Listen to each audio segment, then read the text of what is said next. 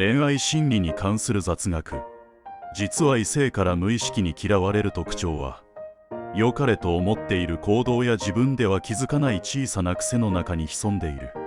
人間の脳は他人の自己中心的な姿勢や不潔さを本能的に察知し、恋愛対象から瞬時に除外してしまうのだ。今回は恋愛心理学の視点から解き明かす、自分では気づきにくい異性から無意識に嫌われる NG な特徴を解説していく。実は異性から無意識に嫌われる特徴は、会話の主導権を握り相手の話を「でも」と遮って自分の話ばかりすることだ。相手が楽しそうに話していても気づけば「俺の場合は、私はね」と自分のエピソードにすり替えてしまう行動である。これは心理学で会話の泥棒と呼ばれ、これをやられた相手は尊重されていないと感じてあなたと話す気をなくしていく。自分の話をぐっとこらえて相手の話に共感し、楽しそうに耳を傾ける姿勢こそがまた会いたいと思わせる大人の余裕だ。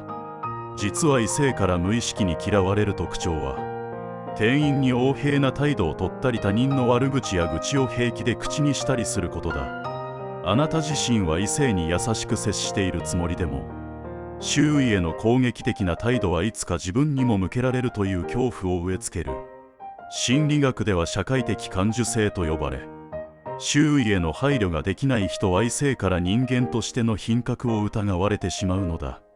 誰に対しても丁寧で感謝の言葉を忘れない誠実な姿こそが、あなたの人間的な魅力を何倍にも跳ね上げる武器になる。実は異性から無意識に嫌われる特徴は、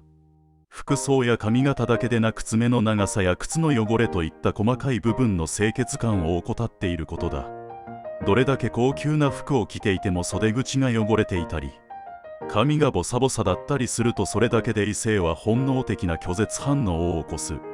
生理的な清潔感は恋愛における最低限のスタートラインであり、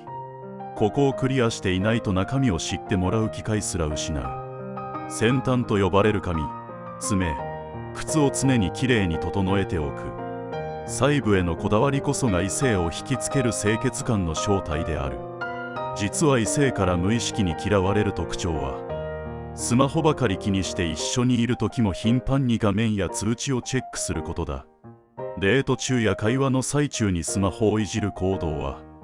あなたと一緒にいても退屈だというメッセージを無意識に相手へ送っている。これは心理学でファビングと呼ばれ、一緒にいる相手の自尊心を激しく傷つけ、関係性を急速に冷え込ませる原因になる。目の前にいる相手との時間に 100% 集中し、スマホをバッグにしまう思いやりこそが特別な存在へと昇格する鍵だ。